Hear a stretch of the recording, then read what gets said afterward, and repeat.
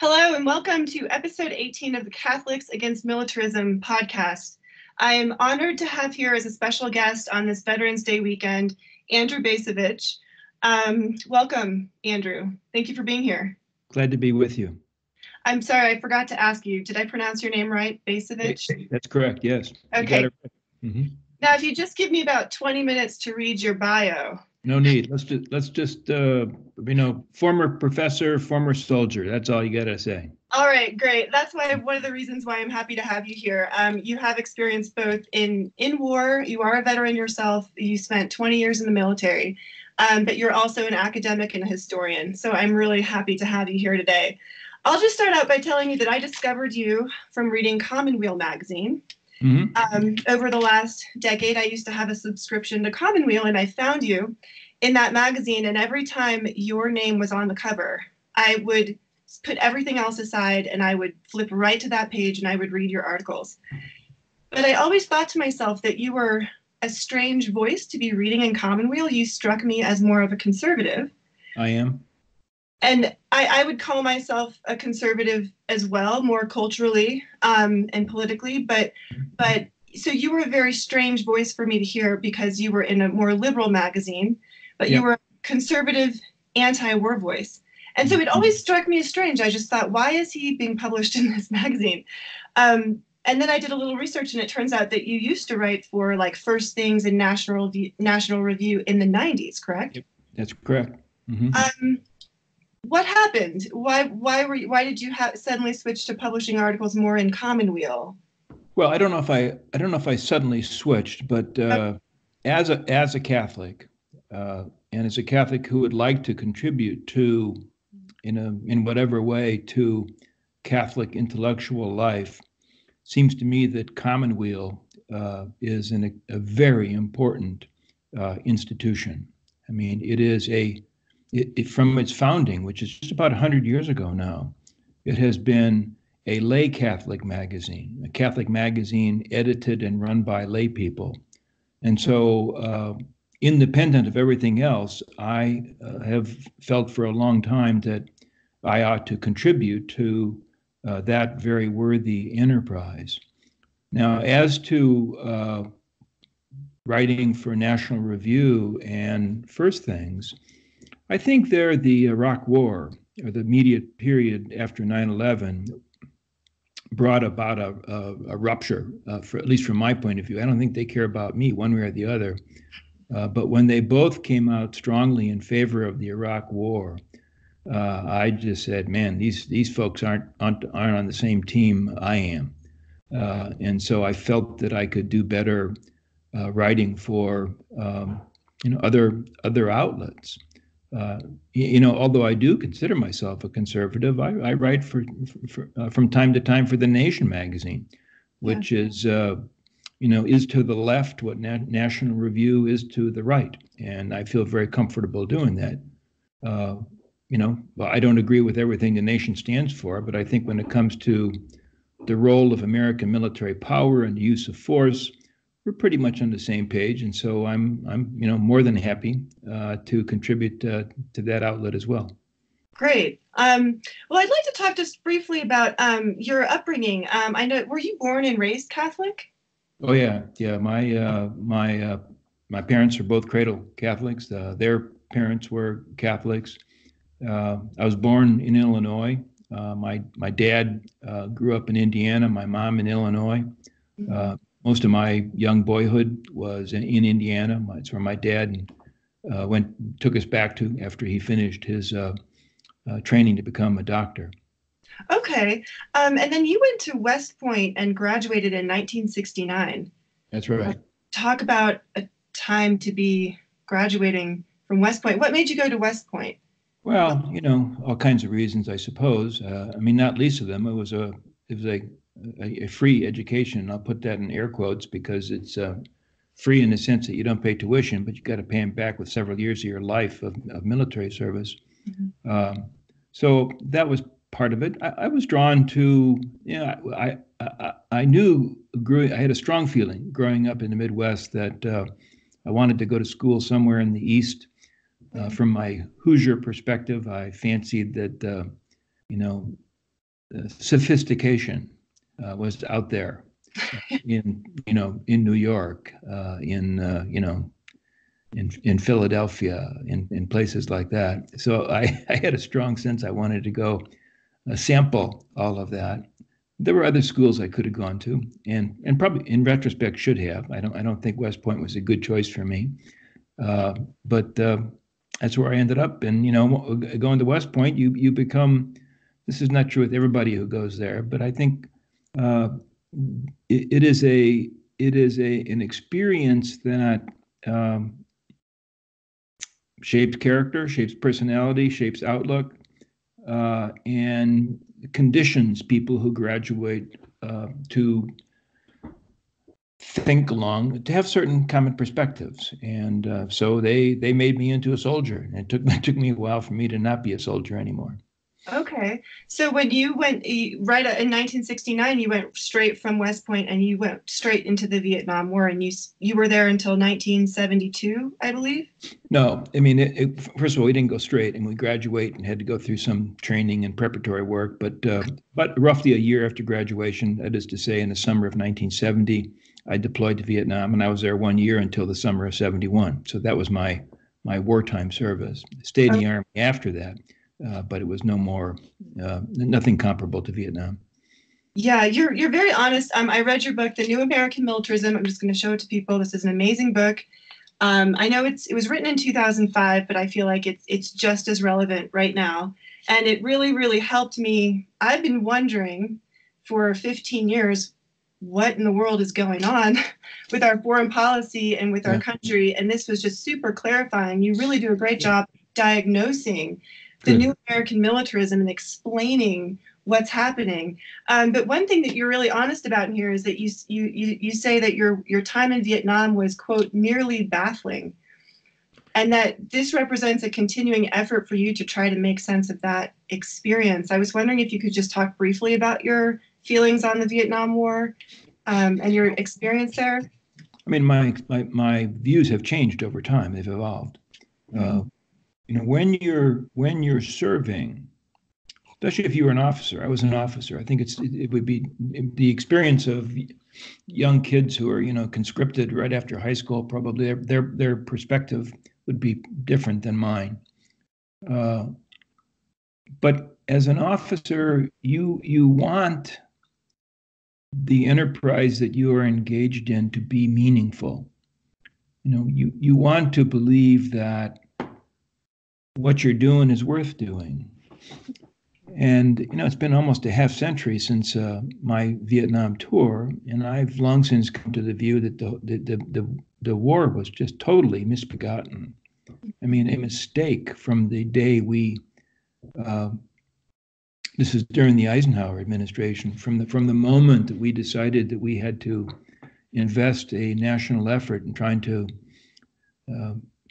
impart legitimacy to the Republic of Vietnam and to defend it from its enemies. When I think back of the 58,000 American dead, I see no benefit from that sacrifice. But I've also come to have a wider view, and the wider view notes that something like 1.5 million Vietnamese died in the course of that war. We didn't kill them all. And certainly the North Vietnamese and Viet Cong forces that were trying to unify the country created any amount of mayhem. But I've certainly come to believe that we would have been better off if we had simply allowed the Vietnamese, after the 1954 Geneva Accords, to settle their own differences, either peacefully or not peacefully, so that as a united nation, they could go forth and try to achieve their destiny, which of course is what they've been doing ever since we left South Vietnam. Mm-hmm. And the country was forcefully unified. Yeah, that makes sense.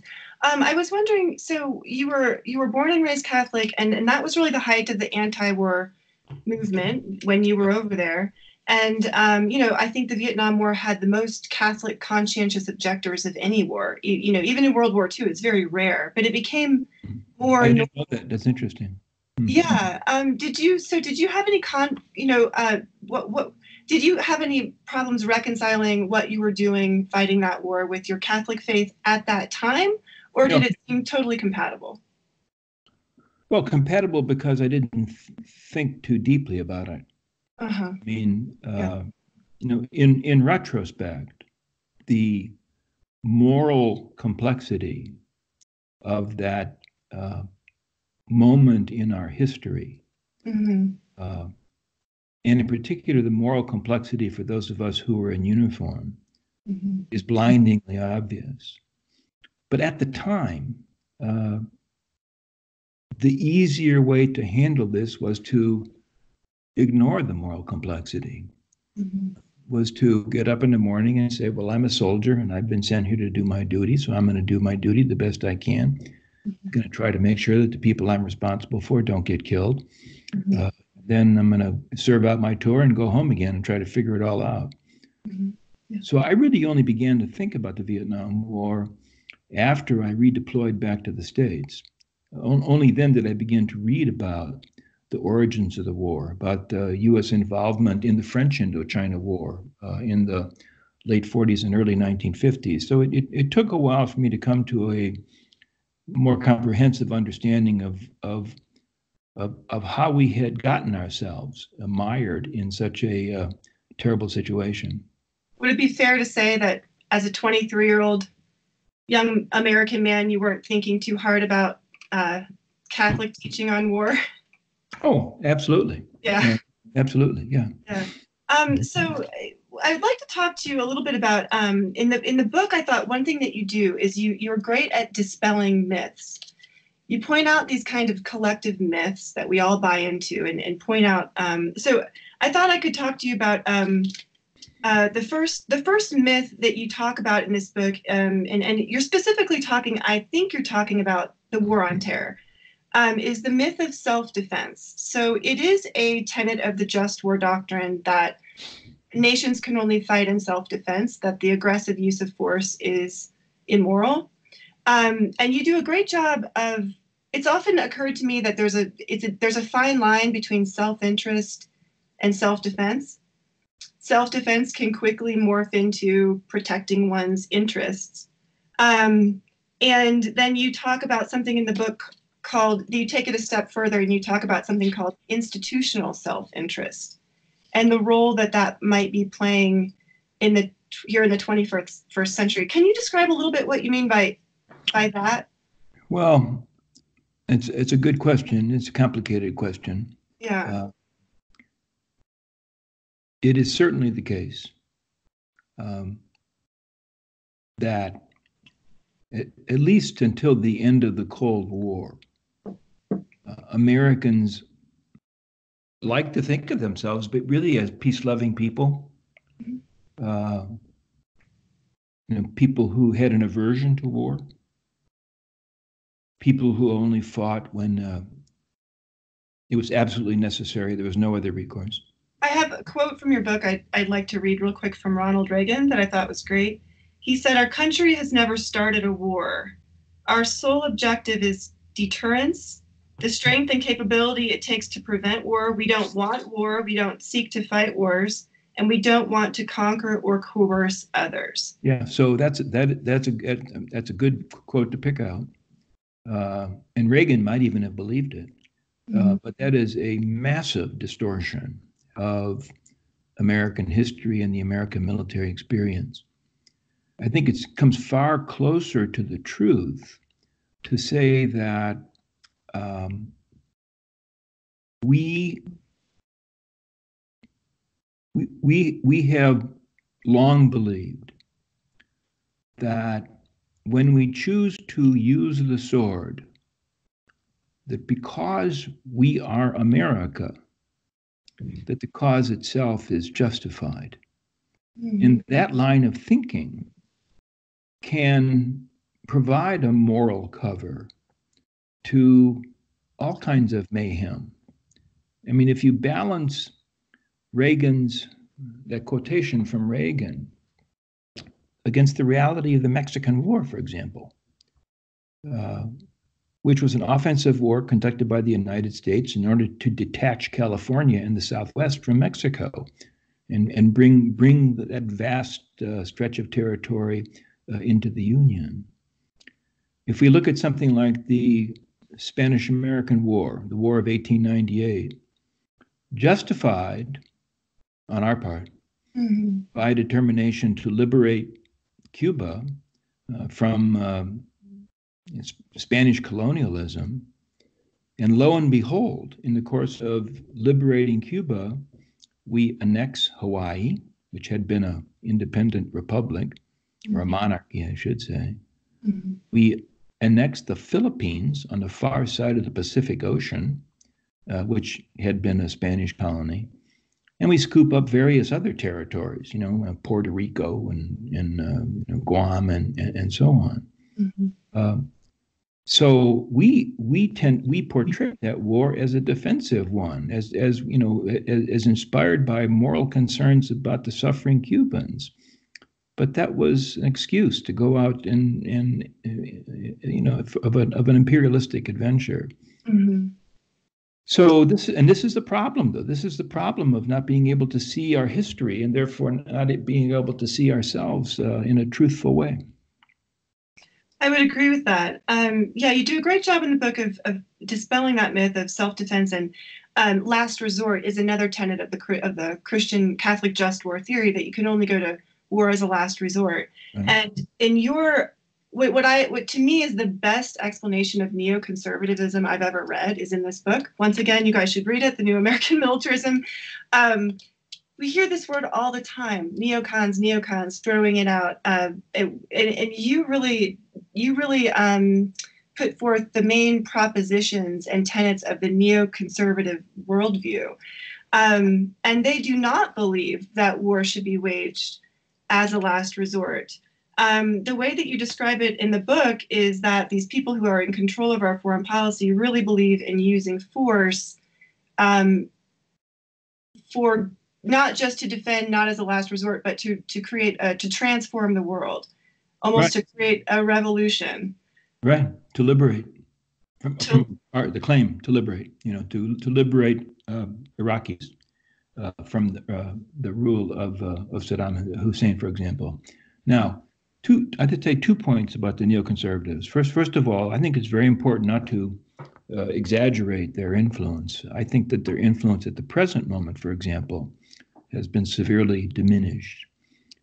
So one wouldn't want to say the neocons are in charge. They're not today. But the second point, probably even more important, is that they're always going to come back.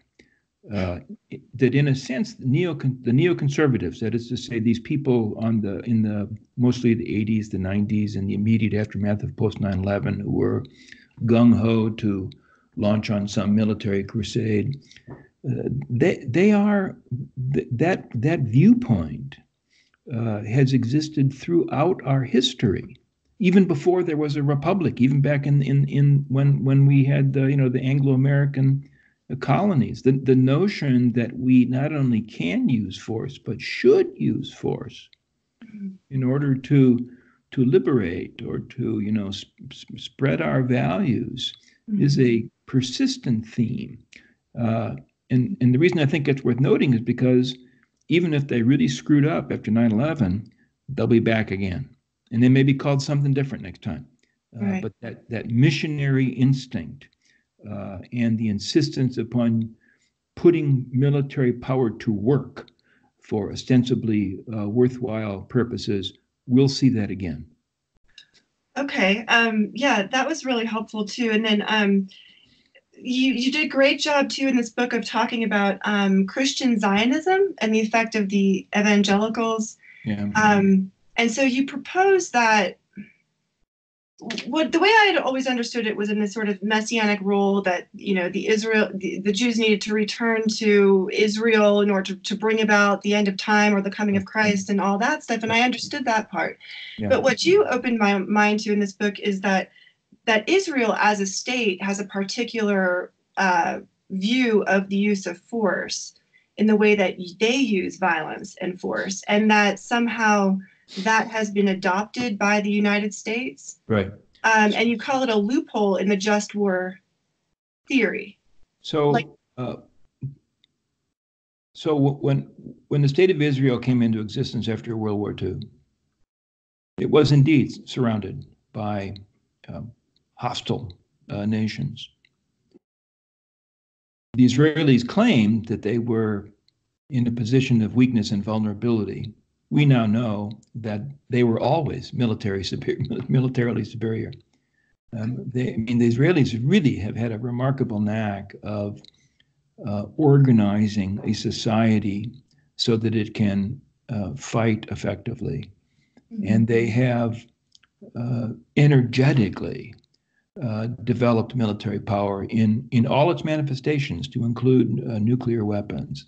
Mm-hmm. So even though I grew up with this sort of, David and Goliath notion, and the Israelis were David, they've actually always been Goliath. But it's useful for the Israeli government to portray themselves as David, as weak, surrounded by giants.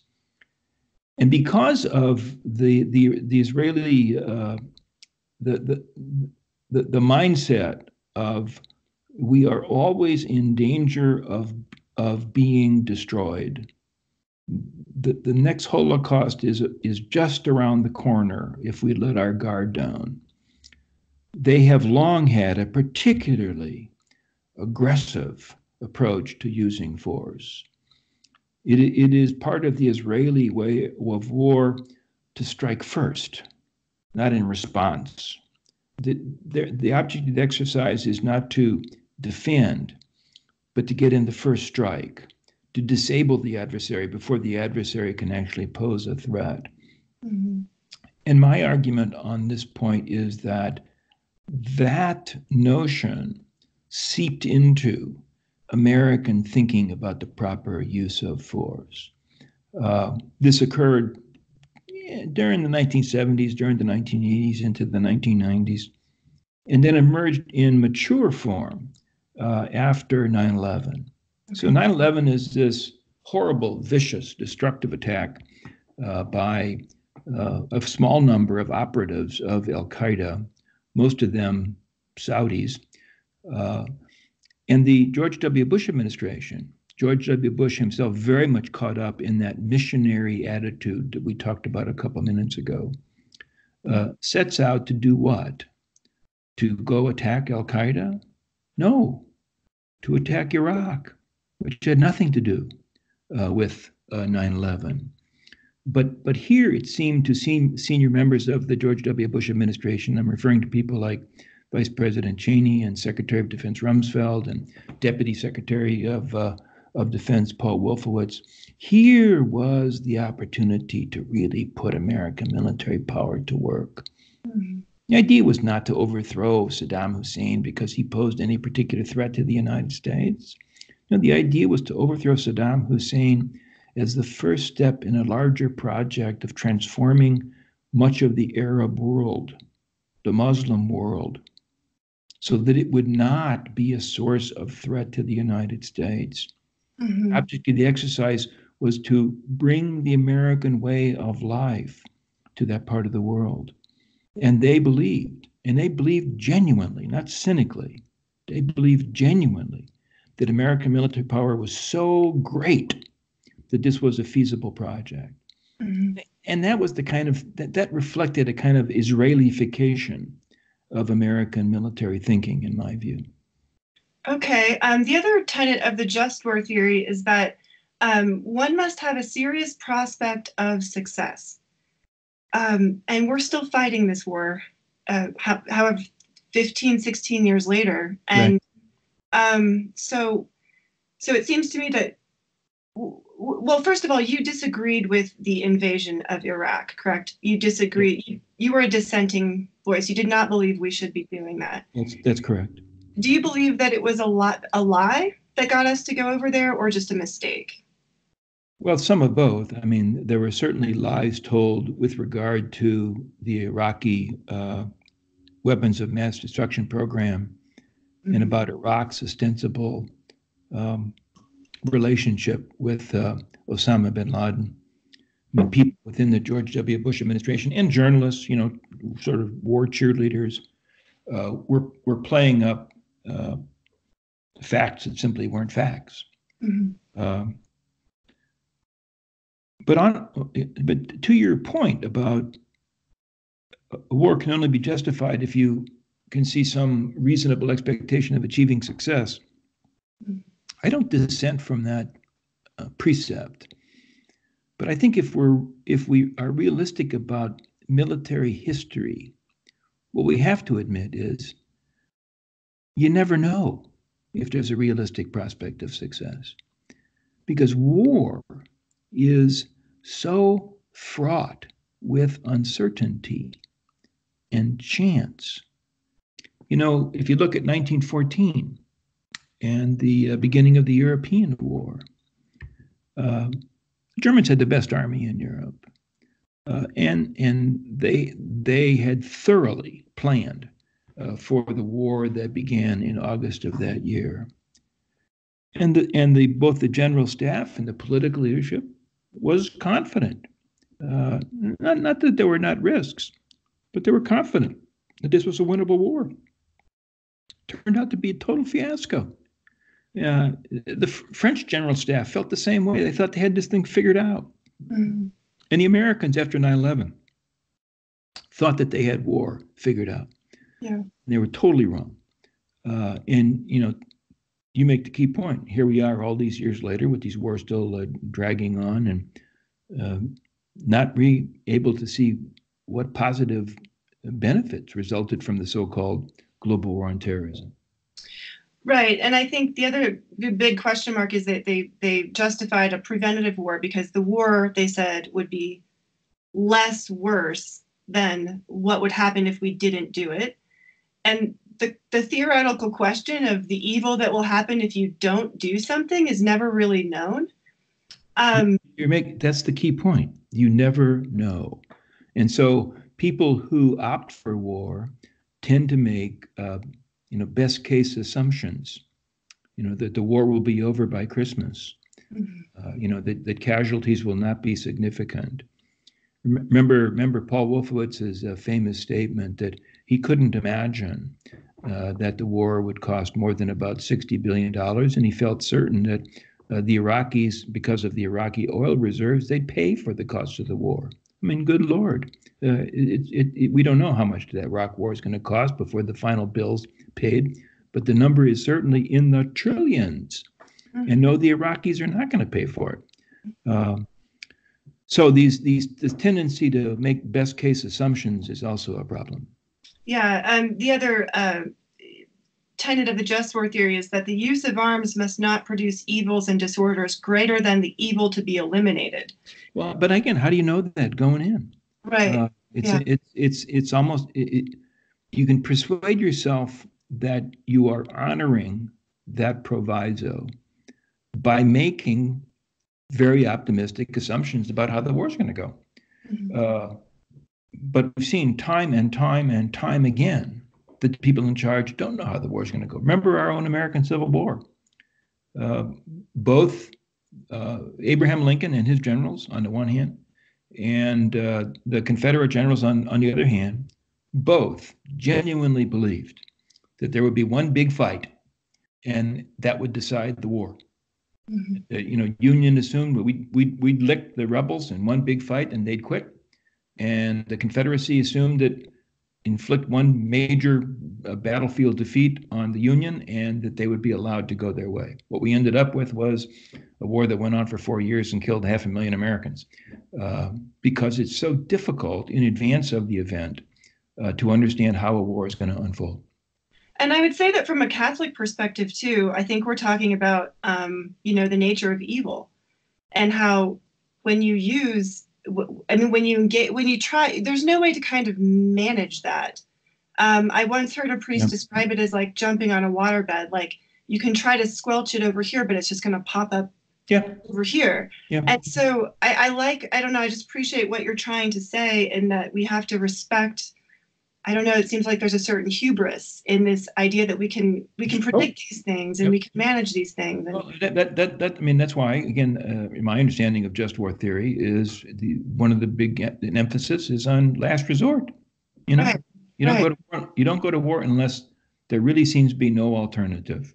Right. So, and you talk about so many other great things in the book. You talk about oil, you talk about Hollywood and the sentimentalism and the nostalgia. And but I'll move on quickly because I want to respect your time. So given the fact that I think now that at least, 15 years ago when we went into the war, it was the neoconservative worldview that was, I would say, totally in contradiction with Catholic teaching. Yeah. The Israeli way of war that we've been adopting is not Catholic teaching. Right. So what our country has been doing is not in line with what the Catholic Church teaches about the use of force and war. And yet there's been almost total silence by the church when it comes to this issue. Would you agree with that? And I don't know if I'd agree about silence, but okay. I think that, and I'm not a great expert on the history of the American Catholic Church, but what I think I know about that history is that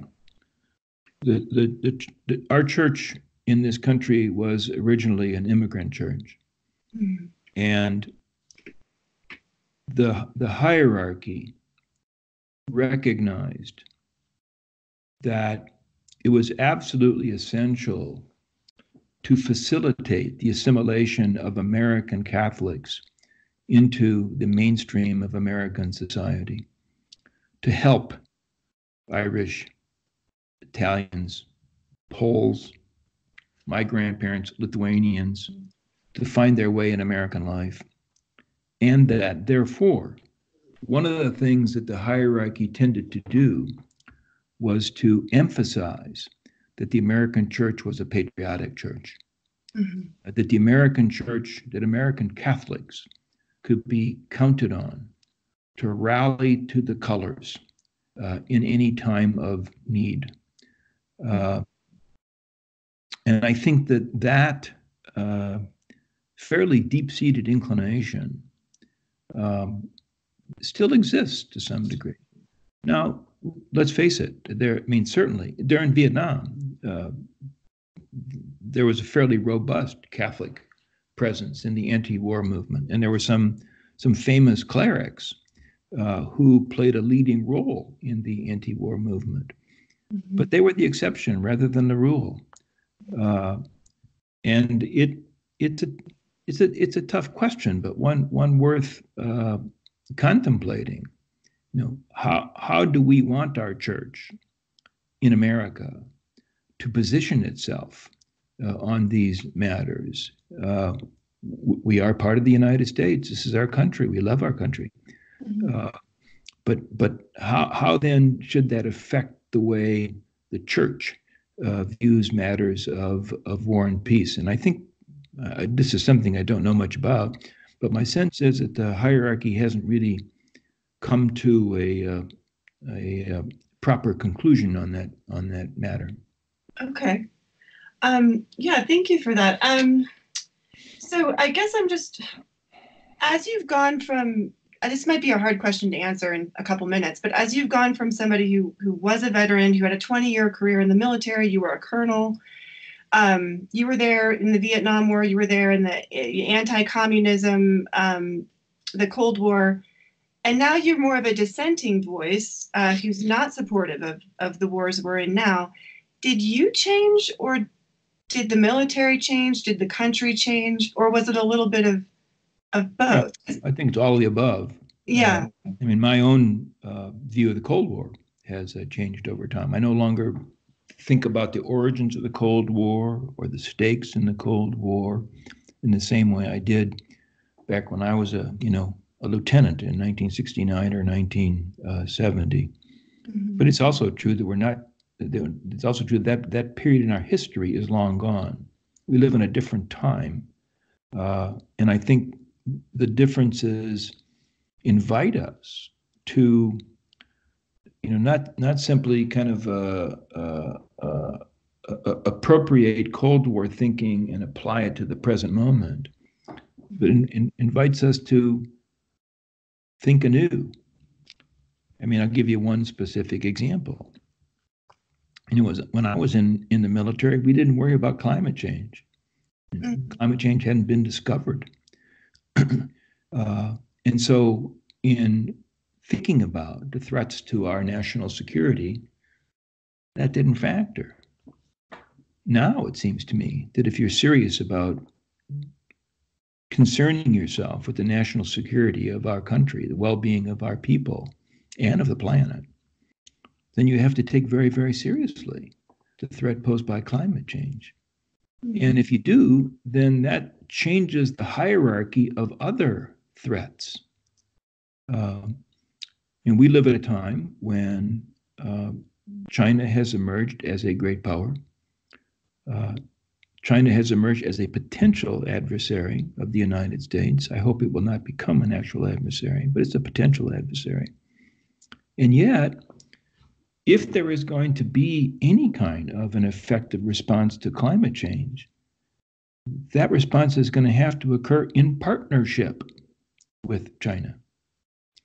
So we're playing a different ball game today. And therefore, the kind of thinking that back during the Cold War I found persuasive is utterly obsolete and inappropriate now. And can you tell us a little bit about your next book that's coming out in January, what the title is? And well, it's called The Age of Illusions. The subtitle is How America Squandered Its Cold War Victory. And it's a very short book. It's like 220 pages long. And it's a history of what I call the post-Cold War era. My argument is, if you look at the period from the time the fall of the Berlin Wall 30 years ago, this weekend, and the election of Donald Trump in 2016, just slightly more than a quarter century. I'm saying that is a quite distinctive period of American history, different from what went before, different from where we are today. And I try to tell the story of that period. I try to tell the story of how do we go from the exuberance, confidence of a world that seems headed in the right direction back in 1989. How do we get from there to where we are today in 2019, a deeply divided country that is confused on any number of fronts? I'm trying to explain how we got from point A to point B. That sounds great. I'm going to read that for sure. Good. What would you say to any young Catholics who might be considering going into the military? Well, I do believe it's honorable to serve your country. I think there are lots of ways to serve your country. Certainly one of them is military service, but so is, joining the Peace Corps or joining the Foreign Service or, any number of other opportunities. I think I would say look before you leap. When I was teaching at Boston University, some young guy would come into my office and say, "Hello, professor, I've decided to join the Marine Corps." And I'd say, "Well, why the Marine Corps? I mean, have you talked to the recruiters from the Army and the Navy and the Air Force? Have you talked to people about the Peace Corps?" So I think what makes sense is to examine the range of opportunities for service and to come to some considered conclusion about what works best for you. But you don't just get up in the morning and say, "I'm going to join the Marine Corps," when you don't even know what the Marine Corps is all about. Yeah, that makes sense. I was really happy to read that after a long lifetime of service in the military and academia, writing books, that you're going to be rocking in a rocking chair on your porch, just sipping tea all day now, right? Well, unfortunately, no. What are you up to now? I'm involved in creating a new think tank called the Quincy Institute for Responsible Statecraft. And the purpose of the Quincy Institute is we have a very bold and ambitious purpose. We aim to change American foreign policy. And we aim to change it by, first of all, changing the mindset that exists in Washington about America's role in the world. We want to attack this notion that we are the indispensable nation. We want to attack this notion that God or Providence or history has foreordained that the world will be as we are that the American way of life is destined to, be universal. We want to challenge the propensity to use force. But big task, because really what we need to change is the way people think about foreign policy, and we're just now getting cranked up, and it's going to be a long project, and we'll see how it goes. All right. Well, I wish you the best of luck with that. I was excited when I heard about that institute and that you were going to be heading it up. So I'll be keeping track and wishing you all the best of luck. Thank you very much. Yeah, thanks so much for your service to our country and for being a Catholic anti-war voice out there, and just for everything you've done with your life. Thanks a lot. And thank you for joining me today. Okay. Bye-bye. All right. Take care. God bless. Thank you. Thank you.